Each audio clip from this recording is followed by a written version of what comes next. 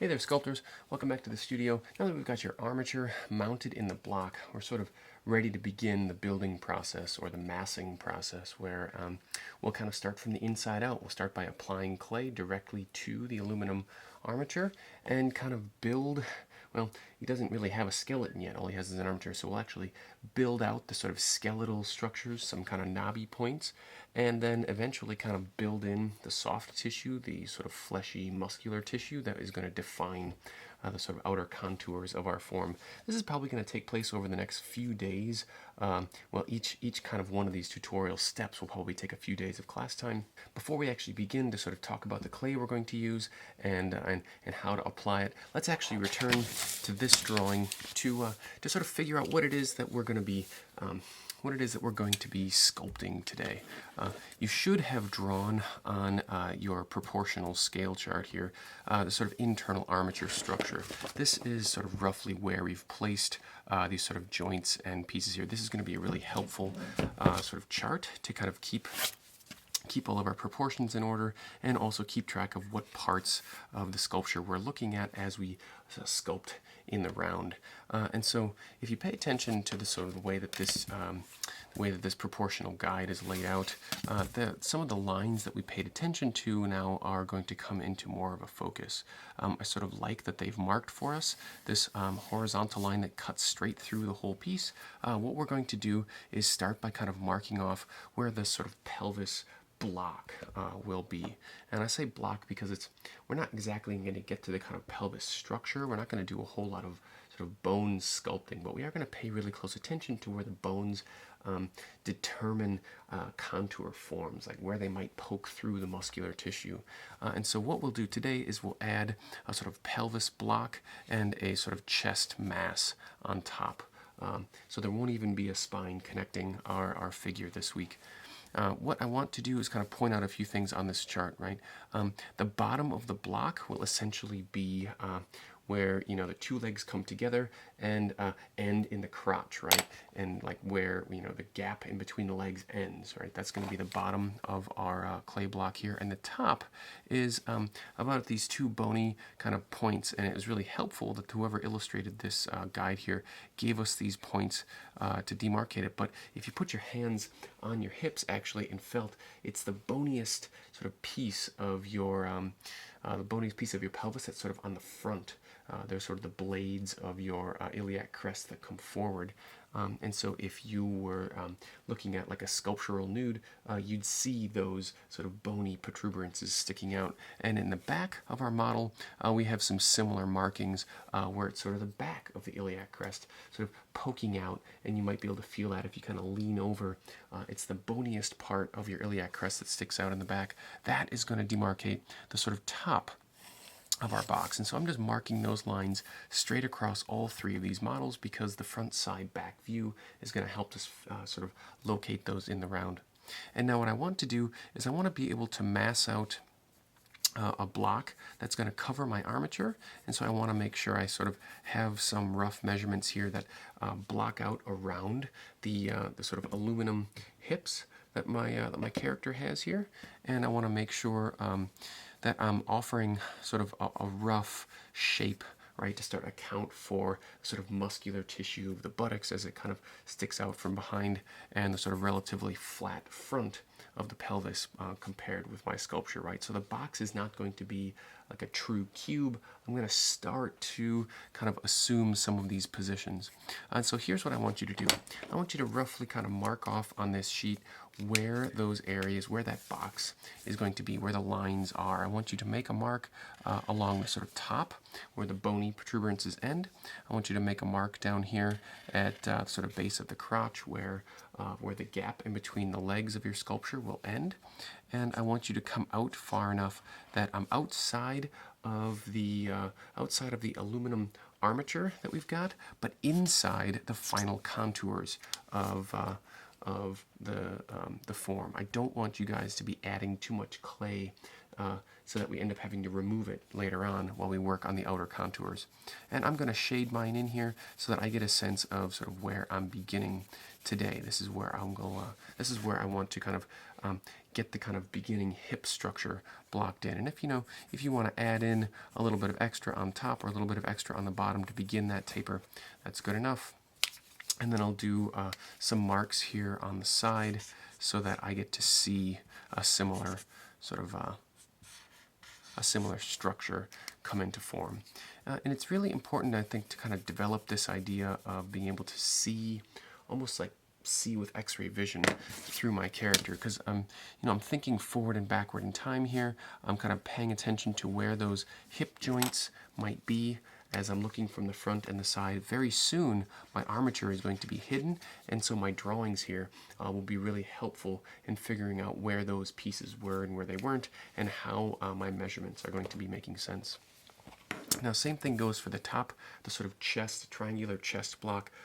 For the male figure that we have illustrated here, it tends to be sort of the rough shape of an inverted triangle. Think broad shoulders, narrow waist. Depending on the body type you're sculpting, obviously that upper body shape is going to change. But for today, we'll just be adding something that's actually a little bit softer, almost egg-shaped is the way I hear some sculptors refer to it. It's going to look a little bit triangular from the front, but sort of egg-shaped from the side. Let me show you roughly what that's going to look like. I want the mass to sort of come up to the shoulders here, just beyond the sort of bony, or I should say the aluminum kind of ball and socket joints that we determined up here. And then it's going to come down inside of the pectorals, not the contours, but just inside. And down about to the base of the rib cage. Now, the base of the rib cage is sort of this inverted, sort of an inverted V, that the rib cage comes down at the sides and then up towards the sternum. Now, we're not going to sculpt too much into that, but I just wanted to mention it because we'll be making some of those marks on the clay. We'll round out the bottom of our egg here just above the navel. And so I've got my sort of triangular egg shape on the front here. I'll mark that out in the marker here so it's a little bit easier for you guys to see.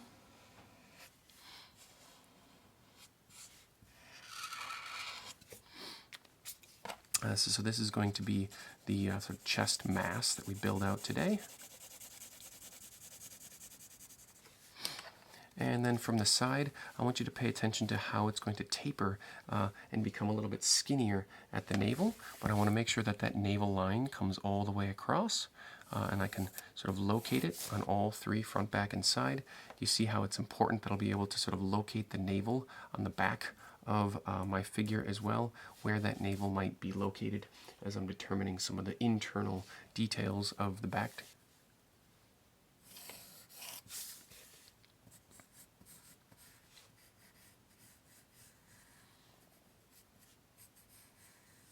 And so pay attention here how the back of my subject here is sticking out a little bit farther, right? The chest and the back are where a lot of the depth is in that upper egg shape.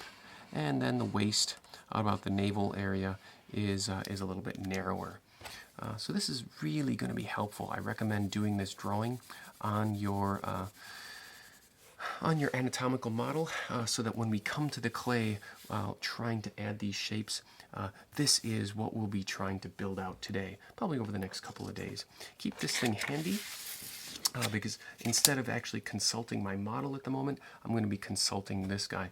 I may need to sort of bring in my model and have my computer screen open here, but for right now, I'm going to talk just a little bit about clay. The clay that we'll be using is a plastilina, or it's actually sort of a waxy and oil-based clay. It's very different than the water-based clays or the ceramic clays that we've been using this semester. The ceramic clays are air-dry clays. If you let it sit out, it gets really dry, and we can kind of work through stages of workability. Now, the plastilina clay does not dry out. The only way to sort of get different levels of workability of this clay, a slightly stiffer or a slightly more loose clay, more plasticky clay, is with temperature. You can melt this clay with heat, and you can sort of dry or freeze the clay with cool temperatures. So if I wanted to sort of stiffen this up, I could put it in the refrigerator for a half an hour. If I wanted to warm it up and get it more workable, just the heat of my hands will get it to go. If I really wanted to work it down to almost like a liquid state, I could heat it up on a griddle or something, even in the microwave if you had a microwave safe bowl, and it would liquefy this clay, and then I could kind of work it back in different layers of dryness. Now, very similar, and actually some of you guys may have received some of this clay as sort of an initial give. The monster clay that we've got is for more refined detail carving. It actually is a nicer clay. It's more expensive.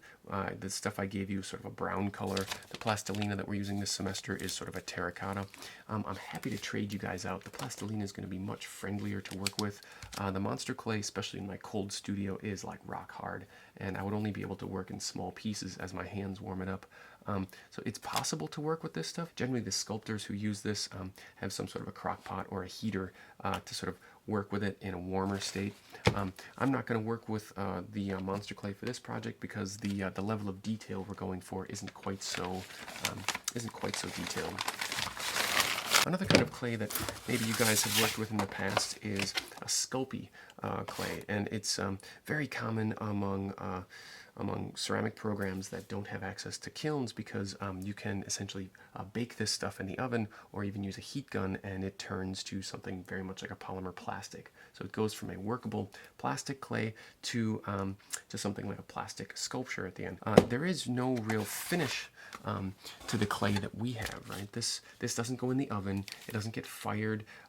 It really is more of a modeling clay. If we were going to make a final version of our sculpture after modeling it, we would probably have to do a casting. Now, this project is really less about final projects and more about learning how to sculpt. That's not to say that you couldn't keep this. I mean, it's just going to sit just like it is on the shelf in the future, and it will never dry out. So this clay is really great for learning with. You can use it over and over and over and over again. All you have to do is essentially melt it back into a puddle, and you're good to go. Now, some of the things that we should learn about this, or I should mention about this clay too, is that it is oil-based, and that means we don't have to worry so much about a big sort of mess getting everywhere, because it stays pretty tight together. But whatever you get it on, it's going to stain kind of like an oil-based material. And so, for example, if you're concerned about getting this stuff on your hands, oil-based materials can't be washed off. It's not water-based. There's no way to like water and soap this off. And so what we'll end up doing is just kind of working with small quantities of it, little pinches here and there, and adding it to our piece. And so the worst you'll get is sort of a little bit of a kind of a tacky, oily feeling to your fingers. And now, if the ceramic clays, did a really good job of drying your hands out, these oil-based clays are actually going to behave a little bit more like a lotion, right? We're going to absorb that oil and wax into our skin, and it's a much nicer material to work with in that way. But if you don't like the feeling, or if you need to, use your computer or something, keep an old yucky rag close by. That way you can wipe some of that oil onto the rag before you bring it to your screens or your keyboard. Eventually, if you want to get all of that stuff off of your hands, you would have to use some sort of mild solvent. I would suggest actually using an oil of some sort, even like an olive oil. We'll cut the oil of this, kind of rinse that off, and then you'll just kind of absorb the olive oil into your skin. So it's not quite as easy to clean up in a sense, but there is significantly less cleanup. If you're wearing clothes that you really can't get any mess on at all, I'd say take those off. Put on something that doesn't really matter if you get a little bit of an oil mark on it, and we'll actually start sculpting out the pelvis and the sort of shoulder block of our characters. What I would like to do for this project is get this up as high as I can, maybe even eye level. It's going to be easier for you guys to see, and it's also a little bit nicer for me to look at these pieces at eye level as well. So I'm going to switch my cameras up here a little bit and get this thing up on a block.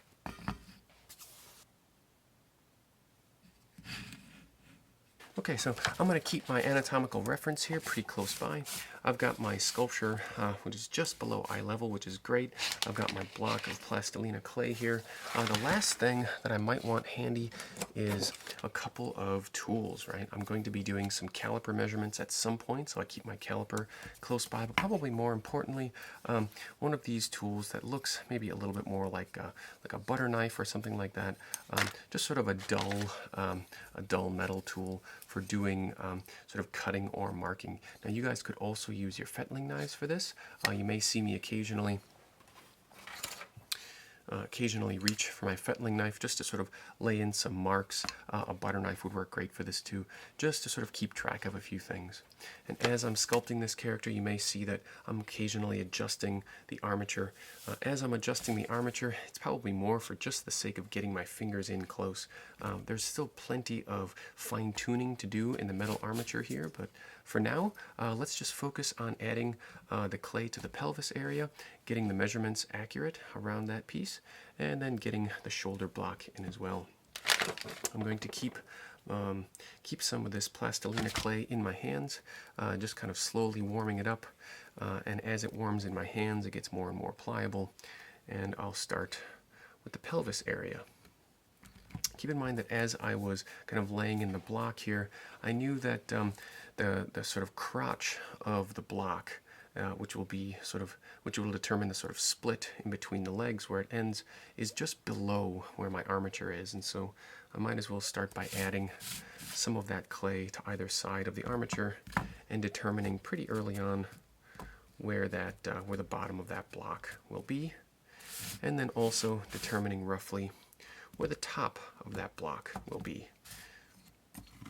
I can use my calipers to take a slightly more accurate measurement here, just so that I can sort of figure out roughly the distance between those two bony outcroppings, so that I get a sense of where the sort of top edges or top corners of my block will be. And as I'm working with the plastilina clay, in order to get it to blend in nicely with the other pieces that I'm working with, I'm working in small pieces, small chunks, small pinches, and making sure that I do a good job of blending that in each time. Notice that I'm sort of turning my character around side to side. If I was working with a larger piece, I might have to stand up and walk around it, but these smaller figures, 8-inch figures, are much nicer to work with in that sense, in that I can sort of rotate them on the table.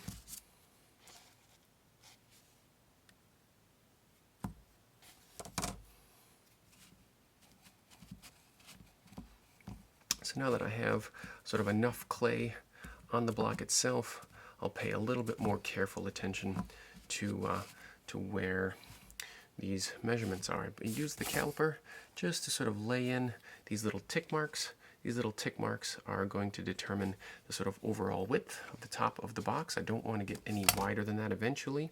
The sort of meat or the fleshy part of my figure will come out just a bit wider, but for today I don't want to be any wider than those two tick marks, and so I'll sort of force the clay back into those positions. That determines the top edge of the box, these sort of top corners of that box, the pelvis box. I'm also going to start to pay a little bit more attention in profile to what's going on with my character, so that I can build out enough mass behind that will eventually become the sort of glutes and the buttocks of my figure. Always still keeping well within the outer contours, at least for now, because it's just about kind of building some structure. Now I'm going to lay in a couple of lines here before I sort of call it quits on the pelvis. I want to establish the sort of center line. Now the center line on my character on the anatomical sheet here comes straight down through the pelvis, but I know based on the photographic reference I have of Rodin's sculpture, that this line is going to sort of cut through my piece following the spine, and the spine curves at a pretty significant line sort of from the back left leg up through the spine and out the top. And so what I'll do for today is just sort of mark that center line for me so that I have a little bit cleaner reference of where my center will be, and can measure off to the left and to the right of that center line for future contours.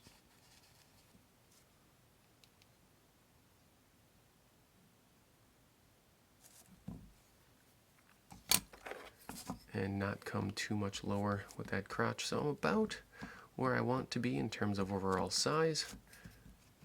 Now I'll check the profile just to make sure things are about in the right position.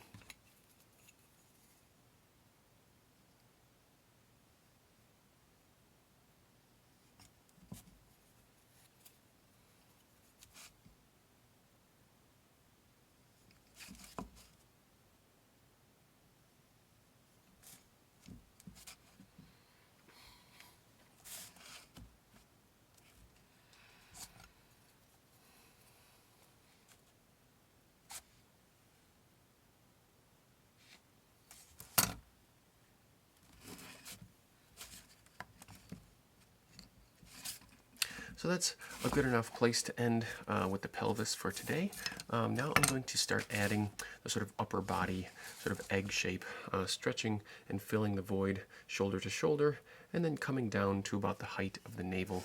What I think I'll probably do is make a few markings with that Sharpie marker as just sort of some pre-measurements. These measurements will help me determine how far down I want that rib cage to go, and this way I don't lose track of where the shoulder is as it gets covered in clay.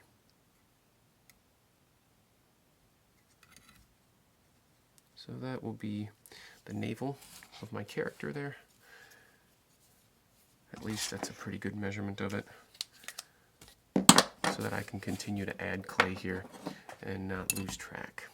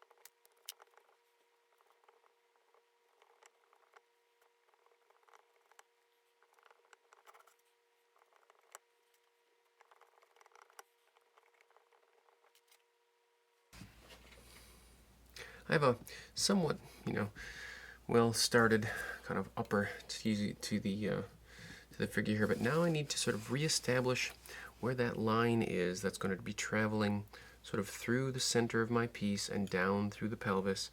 Essentially, it's reestablishing where that spine belongs. If I don't keep that line fairly well marked, I'm going to lose it throughout the sort of course of this process. So every once in a while, I need to kind of come back through and redraw that line that's going to be passing right down through the piece. It follows the spine on my character, call it the center line, and down through. Now I'm also marking sort of my shoulder lines here, and this is going to help me maintain something like a symmetrical sort of distribution of clay on either side of the line. If you start to add too much clay on one side of the line or the other, it's going to lack the sort of good proportions that we need. If your character, sort of like mine, is out of this kind of perfect alignment, he's not standing up straight, this gets sort of harder and harder and harder as we go. So keep those lines sort of somewhat well established, and that's not going to be a problem. So I'm just about finished up here, guys, for the first couple of days of massing. What I want to kind of try to get done here in this first about half an hour, 45 minutes, maybe hour of sculpting is I want to sort of get a really well-proportioned pelvis and a well-proportioned sort of upper torso or sort of chest mass on top here. I've got a little bit more work to do, some measuring, a little bit more shaping. In the next tutorial, I'll come back and we'll start to talk about sort of connecting the two with our spine and then actually working with correct contours, right? Beginning to actually mass out our character so that he has or she has the appropriate proportions that run down the outside of the body the way they should be. Essentially, we'll be adding the flesh to the bony structures. I look forward to seeing how you guys approach this in the studio. Guys, I'll catch up with you at school.